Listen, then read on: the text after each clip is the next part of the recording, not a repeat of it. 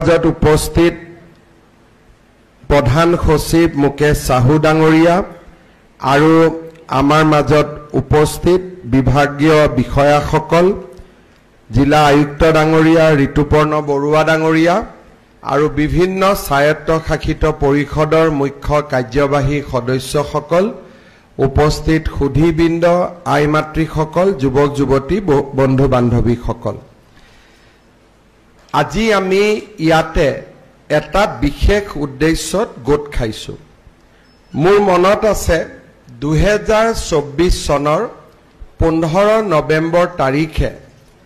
ঝাৰখণ্ডত প্ৰধানমন্ত্ৰী নৰেন্দ্ৰ মোদী ডাঙৰীয়াই ধৰতী আবা জনজাতীয় গাঁও উৎকৰ্ষ অভিযান আৰম্ভ কৰিছিল হিদিনাখন মোৰ সৌভাগ্য হৈছিল এই সভাত উপস্থিত থকাৰ স্কিমটো মই বুজিবলৈ চেষ্টা কৰিছিলো যে এই আঁচনিটো আসলতে কি আমি যদি হিসাব কৰি চাও আমাৰ ভাৰতবৰ্ষত জনজাতীয় গাঁও আমাৰ কিমান আছে এই হিসাব কৰি মোদী ডাঙৰীয়াই উলিয়ালে যে আমাৰ ৬৩,০০০ গোটেই ভাৰতবৰ্ষত জনজাতীয় গাঁও আছে উত্তৰ প্ৰদেশত জনজাতীয় লোক একেবাৰে কম কিন্তু উত্তৰ পূৰ্বাঞ্চলত জনজাতীয় লোক আটাইতকৈ বেছি আমাৰ ৰাজ্যখনতো যেতিয়া আমি হিসাব কৰিলো প্ৰায় ৬০০০ আমি জনজাতীয় গাঁও আমি দেখা পালো অৰ্থাৎ যত নেকি 20% নন ট্ৰাইবেল আছে আৰু তাতকৈ বেছি ট্ৰাইবেল আছে অসমত সাধাৰণতে এখন গাঁৱত কেতিয়াবা ট্ৰাইবেলও থাকে নন ট্ৰাইবেলও থাকে জনজাতীয় অজনজাতীয় কিন্তু মোটামুটি আমি হিসাব কৰি সকলো ধৰণৰ জনজাতীয় লোকক সামৰি আমি ৬০০০ গাঁও আমি দেখা পালো এতিয়া মোদী ডাঙৰীয়াৰ লক্ষ্য হল যে আমাৰ ভাৰতবৰ্ষৰ এই ৬৩,০০০ জনজাতীয় গাঁৱত কেইটামান বিশেষ যোজনা হাতত লোৱা প্ৰথম কথা প্ৰত্যেকখন জনজাতীয় গাঁৱত পকী ৰাস্তা আছে নে নাই যদি আমি চাব যাওঁ যে হয় পকী ৰাস্তা বহুত বনোৱা হৈছে কিন্তু কিছু পকী ৰাস্তা কিছু গাঁৱত এতিয়াও হোৱা নাই এই ধৰতী আবা গাঁও উৎকৰ্ষ যোজনাৰ অধীনত প্ৰথম পিডব্লিউডি বিভাগক পুঁজি দিয়া হ'ব যে আপোনালোকে এই জনজাতীয় গাঁও কেইখনত ৰাস্তা বনাব লাগিব ট্ৰাইবেল ডিপাৰ্টমেণ্টে নকৰে যিটো ডিপাৰ্টমেণ্টে ৰাস্তা বনায় সেই ডিপাৰ্টমেণ্টটোকে পুঁজি দিয়া হ'ব যে আপোনালোকে আমাৰ জনজাতীয় গাঁৱৰ ৰাস্তাখিনি আগতে বনাই দিয়ক তাৰ পিছত হিসাব কৰা হ'ব যে প্ৰত্যেক ৬৩,০০০ জনজাতীয় গাঁৱত ইলেক্ট্ৰিচিটি আছে নে নাই বোলে আছে কিন্তু ৫,০০০ গাঁৱত ইলেক্ট্ৰিচিটি নাই তেতিয়া চৰকাৰে বিশেষ পুঁজিৰ জৰিয়তে এই নথকা ৫,০০০ গাঁৱত ইলেক্ট্ৰিচিটিৰ ব্যৱস্থা কৰিব জল জীৱন মিছন আঁচনি প্ৰত্যেকখন জনজাতীয় গাঁৱত হৈছে নে নাই বোলে নাই হোৱা তেতিয়ালে সেই গাঁও কেইখন বিচাৰি উলিয়াই তাতে আমি গাঁও নিৰ্মাণ কৰিব লাগিব অংগনবাদী কেন্দ্ৰ আছে নে নাই বোলে ১,০০০ গাঁৱত অংগনবাদী কেন্দ্ৰ নাই অংগনবাদী কেন্দ্ৰ বনাব লাগিব এলপি স্কুল আছে নে নাই বোলে নাই এলপি স্কুল বনাব লাগিব হাই স্কুল আছে নে নাই বোলে নাই ৩-৪খন গাঁৱৰ মাজত হাই স্কুল আছে কিন্তু জনজাতীয় গাঁৱৰ পৰা হাই স্কুলখন দূৰত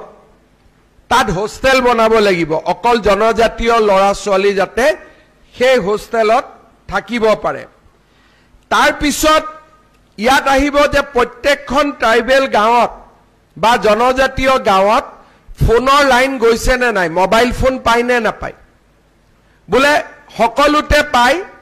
কিন্তু ২০০০ গাঁৱত নেটৱৰ্ক নাই সেই 2000 গাঁৱত প্ৰথমতে নেটৱৰ্ক বনাব লাগিব তাৰ পিছত ৰাস্তা হল স্কুল হল টেলিফোন হল হস্পিটালৰ সুবিধা হল স্কুলৰ হোষ্টেল হল অংগনবাদী কেন্দ্ৰ হল ইয়াৰ পিছত চাব যে মোদী ডাঙৰীয়াৰ আঁচনিবোৰ পাইছে নে নাই প্ৰধানমন্ত্ৰী আৱাস যোজনাৰ ঘৰ সকলোৱে পাইছে নে নাই পাবলগীয়া মানুহখিনি বুলে নহয় জিঅ' টেগিং নহলে জিঅ' টেগিং কৰক আৰু সেই 63,000 গাঁৱত যিসকল জনজাতীয় লোকে ঘৰ পাব লাগে তেওঁলোকক ঘৰ দিয়াৰ ব্যৱস্থা কৰক তাৰ পিছত আহিব যে আয়ুষ্মান ভাৰতৰ কাৰ্ড সকলোৰে লগত আছে নে নাই বুলে নাই আমি দিব লাগিব তাৰ পিছত ৰেশন কাৰ্ড সকলোৰে লগত আছে নে নাই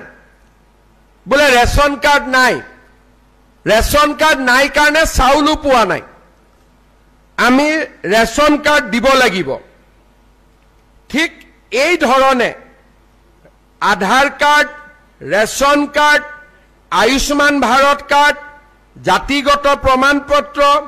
Kisan credit card PM Kisan আঁচনি জনধন একাউণ্ট প্ৰধানমন্ত্ৰী জীৱন জ্যোতি বীমা সুৰক্ষা বীমা আৰু আমাৰ MGNREGA এই গোটেইবিলাক আঁচনি আমি সেচুৰেশন কৰিব লাগিব তাৰমানে গাঁৱৰ প্ৰত্যেকে পাব লাগিব যোনে পাবৰ কাৰণে উপযুক্ত এইখিনিয়ে হল ধৰতি আবা আমাৰ জনজাতীয় গ্ৰাম উৎকৰ্ষ যোজনা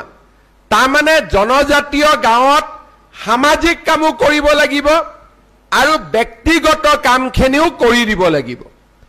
ইয়াৰ লগত অসমত আমি যোগ কৰিব পাৰো যে প্ৰত্যেকখন জনজাতীয় গাঁৱত পাবলগীয়া মানুহখিনিয়ে অৰুণোদয় পালে নে নাই আমি তাত যোগ কৰিব পাৰো বুলে আত্মসহায়ক গোটৰ 10,000 টকাৰ কাৰণে নিৰ্বাচিত হল নে নাই যদি ৰেশন কাৰ্ড পাইছে ৰেশন কাৰ্ডৰ লগত চাউল দালি নিমখ তেল সস্তাত পাইছে নে নাই এই অসম চৰকাৰৰো যিবিলাক আঁচনি আছে যে প্ৰত্যেক গৰাকী জনজাতীয় ছাত্ৰীয়ে নিযুত মইনা আঁচনি পাইছে নে নাই অৰ্থাৎ পোন প্ৰথমবাৰৰ বাবে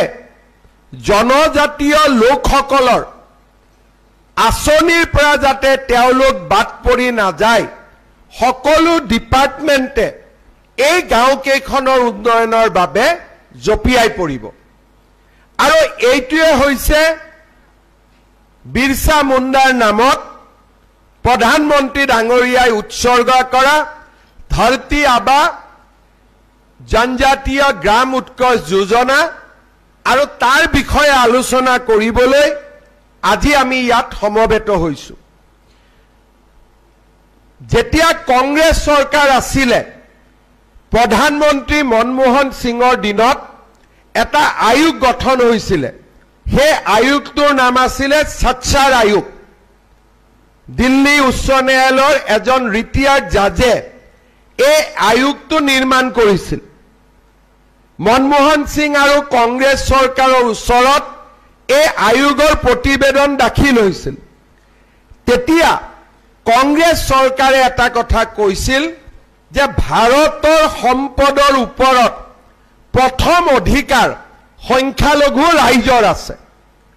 আৰু সেই কাৰণে তেতিয়া এই ধৰণৰ এটা কাৰ্যসূচী আৰম্ভ কৰা হৈছিল আৰু বাজেটৰ 10% ধন সংখ্যালঘু গাঁৱত বিনিয়োগ কৰিবৰ কাৰণে ভাৰত চৰকাৰে টকা পঠিয়াইছিল অসমতো আহিছিল তেতিয়া আমি মাইনৰিটি গাঁওবিলাকত ITI কৰিছিল ডাঙৰ ডাঙৰ স্কুল কৰিছিল হাজাৰ হাজাৰ লোকক সেই সময়ৰ ইন্দিৰা আৱাস যোজনাৰ ঘৰ দিয়া হৈছিল অংগনবাদী কেন্দ্ৰ বনোৱা হৈছিল আৰু সেই আঁচনিটোৰ নাম আছিল প্ৰধানমন্ত্ৰী জন কল্যাণ যোজনা আমাৰ চৰকাৰ আহিলে আমি কলো যে ভাৰতৰ সম্পদৰ ওপৰত প্ৰথম অধিকাৰ যদি কাবাৰ থাকিব লাগে, কাৰ থাকিব লাগে? সংখ্যালঘু লোকসকলৰ নে ভূমিপুত্ৰসকলৰ? সংখ্যালঘু লোকজনকো যদি মই সুধো, অসমত যদি এজন মই মুছলমান মানুহকো মাতি আনি সুধো যে মোৰ লগত 1 টকা আছে, প্ৰথমত মই কাক দিম? তেওঁ ক'ব যে প্ৰথমতে ট্ৰাইবেল মানুহখিনিক দিয়ক, কাৰণ তেওঁলোক অসমৰ ভূমিপুত্ৰ। ক'বনে নাই? কিন্তু এই সামান্য কথাখিনি কংগ্ৰেছ চৰকাৰে বুজা নাছিল আৰু তেওঁলোকে কৈছিল যে নহয়, যদি চৰকাৰৰ লগত 1 টকা আছে প্ৰথমতে সংখ্যালঘু মানুহখিনিক দিয়ক। কিন্তু মোদী ডাঙৰীয়াই ক'লে যে নহয়, আমি সকলোকে দিম, কাকো আমি নিদিওঁ, সবকা সাথ সবকা বিকাশ, কিন্তু প্ৰথমতে আমি ট্ৰাইবেল মানুহখিনিক দি ল'ম। এইটো হ'ল মোদী ডাঙৰীয়া। আৰু সেই কাৰণে এই আঁচনিটোৰ বিষয়ে আলোচনা কৰিবলৈ আজি আমি ইয়াতে সমবেত হৈছো। আমাৰ অসমত জনজাতীয় লোকসকলক আমি বিভিন্ন স্বায়ত্তশাসিত পৰিষদ দিছো। আমাৰ স্বায়ত্তশাসিত পৰিষদৰ ইলেকশ্যন হয়, প্ৰত্যেক গাঁৱত এজন MSC থাকে বা জনজাতীয় লোকসকল কাউন্সিলটোৰ লগত জড়িত হৈ থাকে। এতিয়া এইবাৰ কাউন্সিলৰ পুঁজি সামান্য, ৰাস্তা বনাব নোৱাৰে, আৱাস যোজনাৰ ঘৰ বনাব নোৱাৰে, সমূহীয়া কাম কৰে। কিন্তু এই আঁচনিটোৰ সুবিধা লৈ আমি কাউন্সিল, ৰাজ্য চৰকাৰে লগ লাগি প্ৰত্যেকখন ট্ৰাইবেল গাঁৱত ৰাস্তা বনাব পাৰো, ইলেক্ট্ৰিচিটি দিব পাৰো, খোৱা পানী দিব পাৰো, অংগনবাদী কেন্দ্ৰ মডেল বনাব পাৰো, চৰকাৰী হোষ্টেল বনাব পাৰো, আৰু সকলো ব্যক্তিকে PM কিষাণ, সকলো ব্যক্তিকে আয়ুষ্মান ভাৰত, আয়ুষ্মান অসম, সকলো ব্যক্তিকে অৰুণোদয়, সকলো মহিলাকে মহিলা উদ্যমিতা, এই আঁচনিবিলাক আমি দিব পাৰো। সাধাৰণতে আমি যেতিয়া লিষ্ট বনাও, আমি গাঁও গাঁও লিষ্ট বনাও, কিন্তু এইবাৰ লিষ্ট বনাওতে এই আঁচনিটোৰ অধীনত লগত এটা অৰ্ডাৰ আহিব যে বেলেগত লিষ্ট বনাব, কিন্তু ট্ৰাইবেল ভিলেজত 100% কৰি দিব। এইটো হ'ল পাৰ্থক্য। আৰু এইটোৱে হ'ল ধৰতী আবা জনজাতীয় উৎকৰ্ষ যোজনা। এই যোজনাটো আৰম্ভ হৈছে 5 বছৰৰ ভিতৰত অসমৰ প্ৰতিখন জনজাতীয় গাঁৱলৈ পৰিৱৰ্তন আহিব লাগিব। উন্নয়ন আৰু বিকাশ দুৰন্ত গতিত আগুৱাই যাব লাগিব। আৰু ইয়াৰ নেতৃত্ব এতিয়া এইটো আপোনালোকৰ অধিকাৰ হ'ল যে মোদী ডাঙৰীয়াই এইখিনি দিয়াৰ দায়িত্ব লৈছে। ই এতিয়া অনুৰোধ নহয়, এটা অধিকাৰলৈ ৰূপান্তৰ হ'ল। আৰু জনজাতীয় লোকসকলে এই ধৰতী আবা জনজাতীয় গ্ৰাম উৎকৰ্ষ যোজনাৰ লগত নিজক জড়িত কৰিব লাগিব। আজি ৰণোজ পেগু ডাঙৰীয়াই আপোনালোকক ইয়াত মাতি আনিছে যাতে আমি এই আঁচনিটোৰ বিষয়ে বুজিব পাৰো। ইণ্টাৰনেটত, গুগলত এই আঁচনিটোৰ বিষয়ে আপোনালোকে আৰু বহুত কথা জানিব পাৰিব। আৰু এই বছৰৰ পৰাই আমি অসমত এই আঁচনি ৰূপায়ণ কৰাৰ কাম আমি হাতত ল'ম। গোটেই কামখিনি হৈ উঠোতে অলপ সময় লাগিব, কিন্তু অসমত যেহেতু কাউন্সিল আছে, ডিপাৰ্টমেণ্ট আছে, আমাৰ লগত জনজাতীয় ৰাইজসকল জড়িত হৈ আছে, আমি বহুত সোনকালে ইয়াত আমি সফলতাও লাভ কৰিব পাৰিম। আজিৰ এই সভাত আপোনালোকে আৰু বুজিব পাৰিব ভাল কৰি। ডিব্ৰুগড়ত মই যোৱাকালি আহিছিলোঁ আৰু মই ডিব্ৰুগড়ত থকাৰ সুবিধা লৈ ৰণোজ পেগু ডাঙৰীয়াই মোক কৈছিলে যে এপাক আপুনি আহি যাব। মোৰো মনটো সঁচাকৈ ভাল লাগিলে যে প্ৰধানমন্ত্ৰী ডাঙৰীয়াৰ এখন গুৰুত্বপূৰ্ণ আঁচনিৰ বিষয়ে আপোনালোকক জনাবলৈ মোৰ সৌভাগ্য হ'ল। মই ডিব্ৰুগড় জিলাৰ বিধায়কসকলক অসমৰ প্ৰতিখন জনজাতীয় বিধায়কসকলক লগতে যি বিধায়ক জনজাতীয় নহয় কিন্তু জনজাতীয় গাঁও তেওঁৰ সমষ্টিত আছে সকলোকে এই আঁচনিখনৰ লগত জড়িত হ'বলৈ মই আহ্বান জনাম বিশেষকৈ আমাৰ মিচিং দেউৰী সোণোৱাল এই গোটেই আমাৰ কাউন্সিলত ৰাভা মিচিং বড়ো যিমান কেইখন আমাৰ কাউন্সিল আছে ঠেঙাল কছাৰী গোটেই কেইখন কাউন্সিলত এই আঁচনিটোৰ ক্ষেত্ৰত আগভাগ ল'বলৈ মই আহ্বান জনাম পুনৰ এবাৰ সকলোকে ধন্যবাদ জনাই মই মোৰ বক্তব্যৰ সামৰণি মাৰিছো ধন্যবাদ জয় হিন্দ বন্দে মাতৰম